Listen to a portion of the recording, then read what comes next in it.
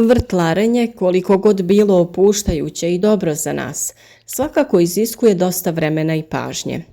Kako bi naš rad bio što učinkovitiji i kako bi naše biljke dale svoj maksimum, potrebna im je njega.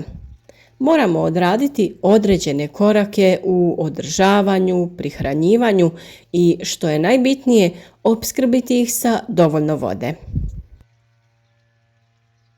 Voda za biljke u ovo doba godine je od esencijalne važnosti.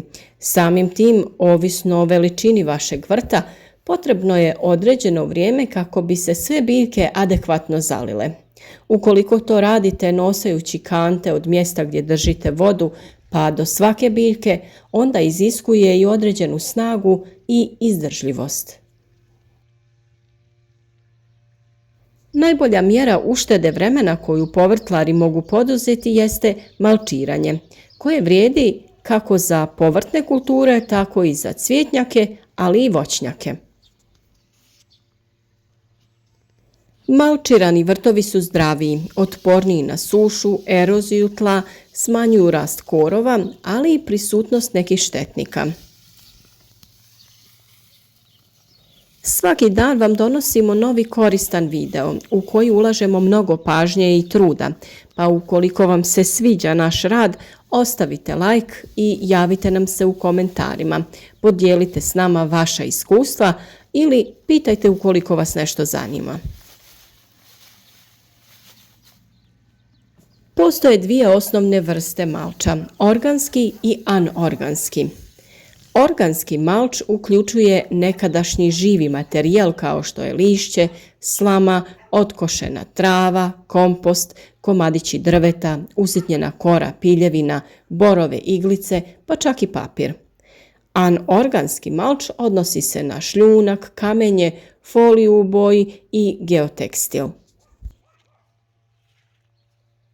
Obje vrste malča sprječavaju rast korova i zadržavaju vlagu zemlje, no samo organski ujedno i poboljšava tlo dok se razgrađuje.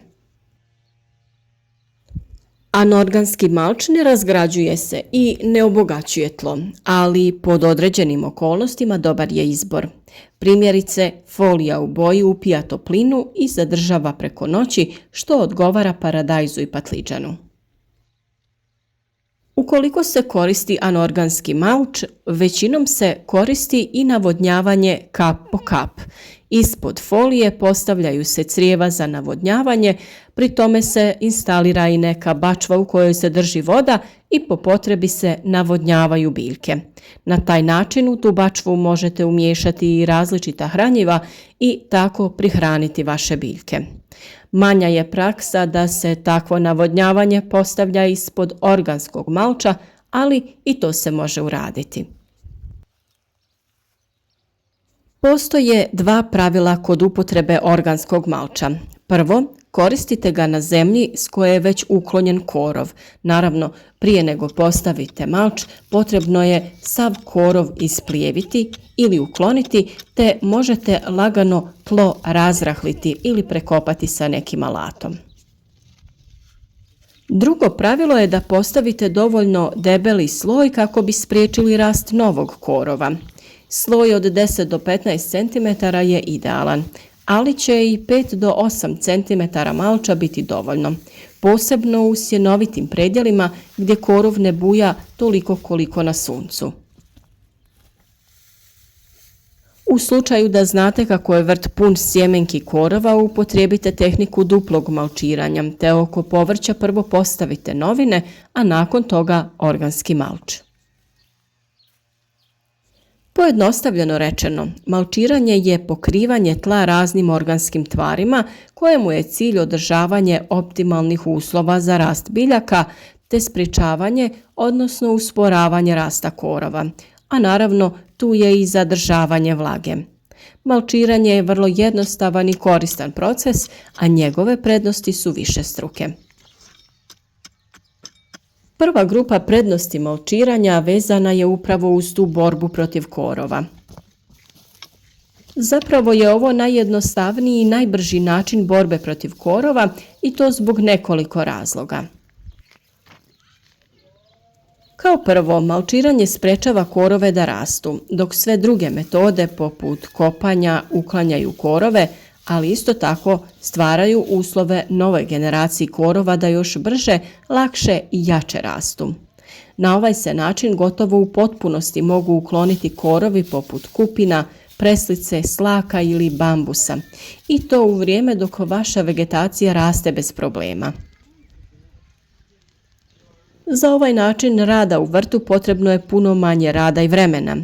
Jednom postavljeni malč trajati će cijelu sezonu i višestruko smanjiti potrebno vrijeme i rad za redovito okopavanje vrta te navodnjavanje. Na taj će način vrtove puno lakše održavati i stariji ljudi ili oni koji su zaposleni i nemaju previše slobodnog vremena. Naravno da je u malčiranom vrtu i puno lakše raditi. Lakše se hoda po malčiranim gredicama nego po zemlji. Možete hodati po vrtu čak i kada je zemlja mokra nakon kiše, što u vrtu koji nije malčiran nije moguće, ali svakako nije preporučljivo. Još jedna velika prednost malčiranih vrtova je lakše održavanje vlažnosti tla. Ovo je od izuzetne važnosti u ljetnim toplim mjesecima kada se velike količine vode u vrtu isparavaju. Zemlja pod malčem ostati će duže vlažna, što će biti dobro za biljke, ali će smanjiti i potrošnju vode za zalijevanjem te uštediti vaše vrijeme. Nakon jednog kvalitetnog zalijevanja vaše biljke će moći da izdrže 2 do 3 dana da ih ponovno ne morate zalijevati. Iako organski malč sprječava rast korova, a tlo održava hladnim i vlažnim ljeti, on se polako raspada i oslobađa hranjive tvari u tlo, te zimi sprječava zamrzavanje i naglo odmrzavanje tla, no nije savršen. Kada koristite malč kao što su komadići drveta ili piljevina, imajte na umu da je on siromašan dušikom, pa prije nego što ga postavite oko biljaka, pognojite zemlju gnojivom bogatim dušikom.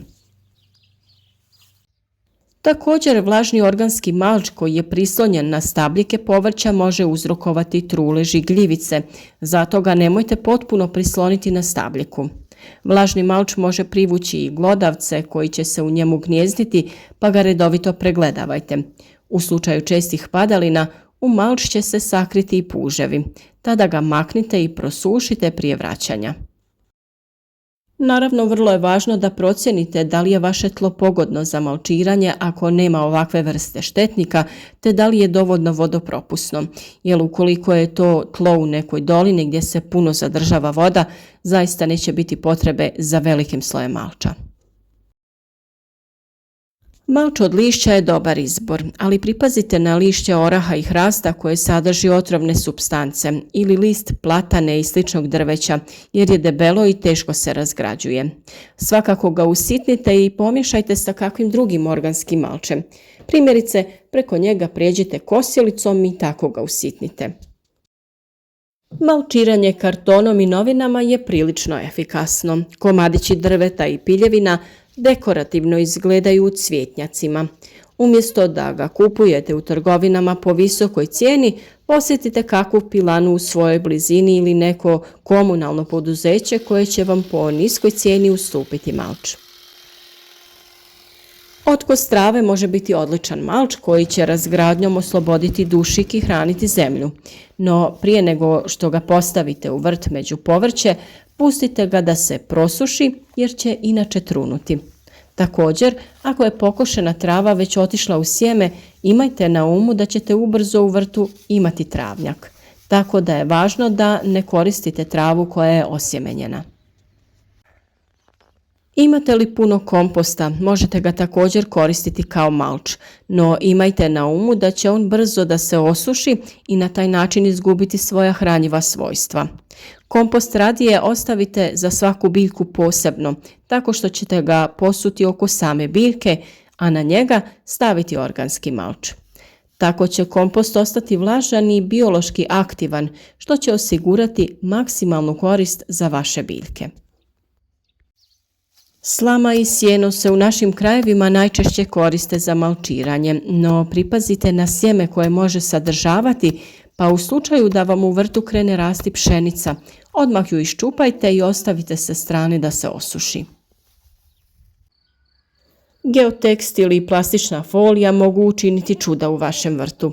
Crna folija će prenijeti toplinu na tlo, učinkovito stvarajući mikroklimu oko 3 stupnja toplijom od vanjske temperature. Ovakav malč posebno je dobar za jagode, dinje, lubenice, krastavce i tikvice. No svakako treba imati na umu da plastični malč nije ekološko rješenje i postoji problem njegovog odlaganja i razgradnje. Zato ako ga koristite, na kraju vegetacijske sezone ga pokupite sa zemlje, posušite i spremite na suho mjesto tokom zime. Na ovaj način moći ćete ga koristiti doslovno godinama. Geotekstil je također učinkovit poput crne folije, ali postoji problem zbrinjavanja. Vremenom propadaju pa se na njih mora stavljati dodatni sloj malča. Osim toga, korov koji raste ispod njega hvata se za niti pa ga je teško skloniti. U svakom slučaju malčiranje biljaka u vrtu ima velike prednosti i smanjiti će obim poslova oko biljaka. To je jako važno, pogotovo sada kada je vrijeme berbe određenih plodova pa i njihove prerade. Samim tim više vremena možemo provesti spremajući zimnicu. Također, vrijeme je i godišnjih odmora pa se na ovaj način može osigurati da biljke prežive vruće dane i nekoliko dana kada ste odsutni.